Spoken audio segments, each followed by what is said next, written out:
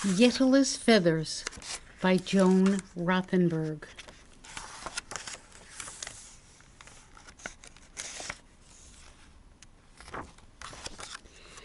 As towns go, Astra was rather on the small side.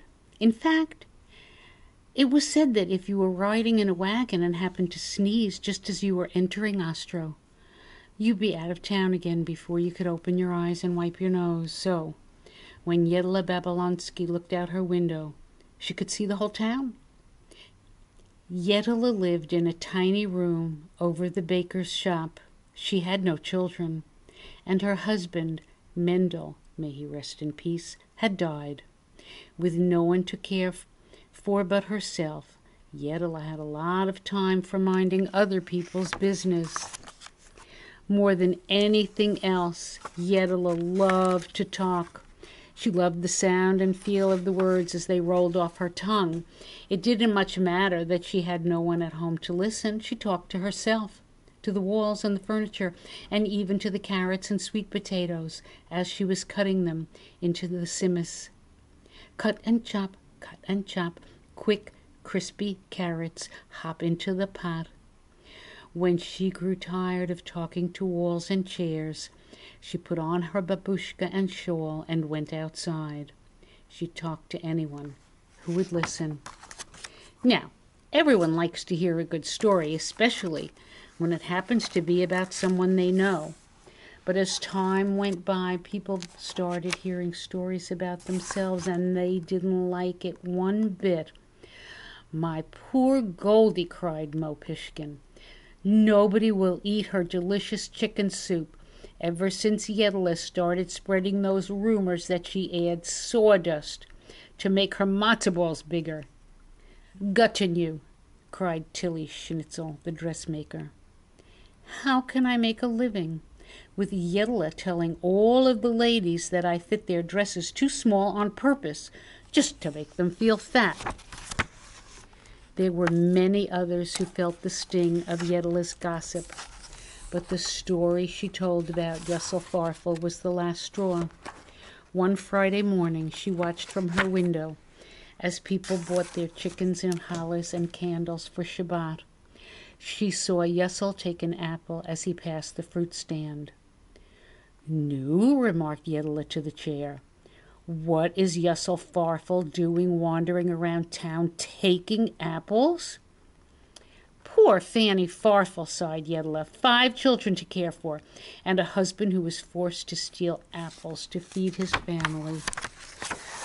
By the time this story got around, one apple had become a whole bagful, and poor Yessel was very nearly fired from his job in the butcher's shop.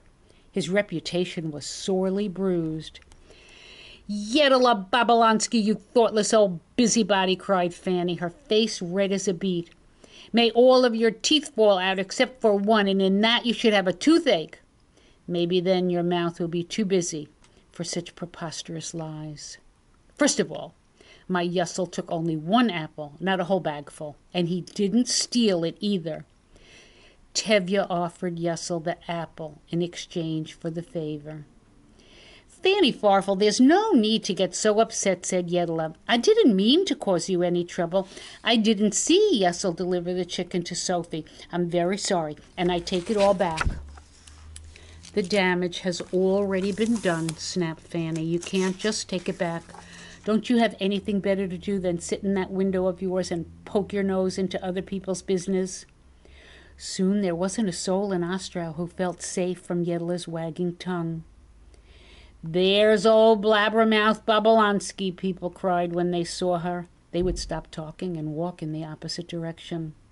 One day, Yettele had a particularly spicy tidbit about Moishe Mushnik and his shoe. She was just itching to tell it to someone. Finding no one who cared to listen, she decided to visit the rabbi. "The rabbi is never too busy to listen," she told herself, "and he never turns anyone away."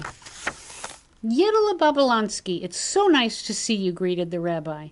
"What brings you here to see me today?" "I have this remarkable tale to tell about Moishe Mushnik's shoe, but nobody will listen," said Yettele. No one will even talk to me, and I don't know why. Please, Rabbi, I need your help." The rabbi knew exactly why no one would talk to Yettele. Those tall tales of hers, he thought to himself, and pulled on his beard. But what to do? What to do? "My dear Yettele," he began, "it occurs to me that some people might be hurt by your stories." "Hurt by my stories?" cried Yettele. "My goodness, they're only words, not rocks and stones.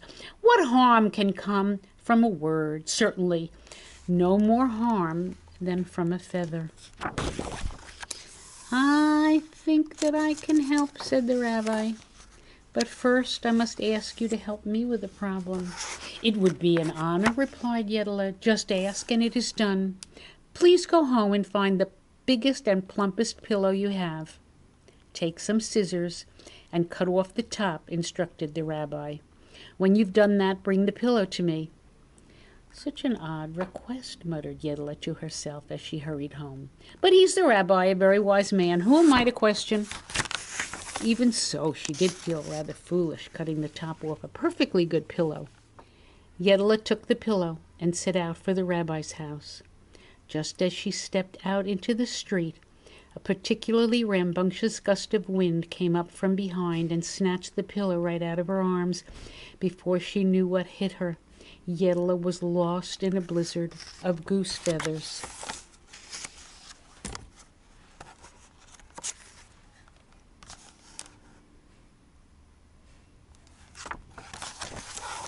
Yettele ran after the pillow, but by the time she caught it, it was almost empty.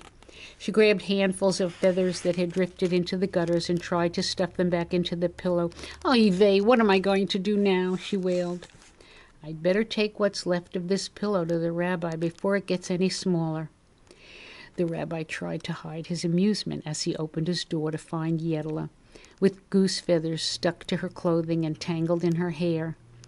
In her hands she carried the limp remains of her finest pillow. "Yettele, you disappoint me," he scolded. "Is this the biggest pillow you could find?" "But, Rabbi, this is my very best pillow. You couldn't find a finer pillow in all of Astra," protested Yettele. "You told me to cut the top off, so I cut the top off. Is it my fault that the wind came and blew away all the feathers, Rabbi? I've done what you asked. Now won't you please help me?" "I can't help you until you go out and find all of the feathers and put them back into the pillow," explained the rabbi. Before she could say another word, Yettele found herself back out on the street. Everywhere she looked, she saw goose feathers. "Oy vey is mir. This is not going to be easy," she groaned, as she began picking the feathers up one by one and stuffing them back into the pillow. Yettele spent the rest of the day picking feathers up off the street, out of the gutters, off the heels of people's boots, and out of the tails of the horses. She picked feathers out of the hay and the billy goats' beards. She took feathers out of the trees and swept them off the window sills. By the time the sun was setting, Yettele's back and fingers and eyes were aching. She was dead on her feet, and still the pillow was only half full. She dragged her aching bones back to the rabbi's house. She was cold and tired and hungry, and she didn't feel like talking at all. "Yettele, it's so late. I was sure you had gone home long ago," said the rabbi. "Please come in and rest yourself." He invited her to sit down and offered her some tea and rugelach. Yettele sipped her tea gratefully and gobbled down 3 of the delicious sweet pastries. "Rabbi, I've been picking up feathers for hours and hours," sighed Yettele. "If I spend the rest of my days picking up feathers, I could never put them all back into the pillow." A smile spread across the rabbi's face. "And so it is with those stories of yours, my dear Yettele. Once the words leave your lips, they are as impossible to put back as those feathers."